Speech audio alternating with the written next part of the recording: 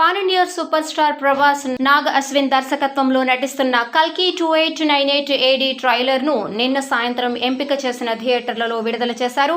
అందులో భాగంగా కుకట్పల్లి భ్రమరాంబ థియేటర్లో ట్రైలర్ ను వీక్షించేందుకు అభిమానులు పెద్ద సంఖ్యలో థియేటర్లకు చేరుకున్నారు. ట్రైలర్ ను ఓవైపు కేరింతలతో ఆనందిస్తూ మరోవైపు సెల్ ఫోన్లలో బంధించారు. కాగా అభిమానులు ఎక్కువ సంఖ్యలో తరలి రావడంతో థియేటర్లోనికి ప్రవేశించే సమయంలో స్వల్ప తోపులాట జరగడంతో అద్దాలతో చేసిన తలుపులు పగిలిపోయాయి.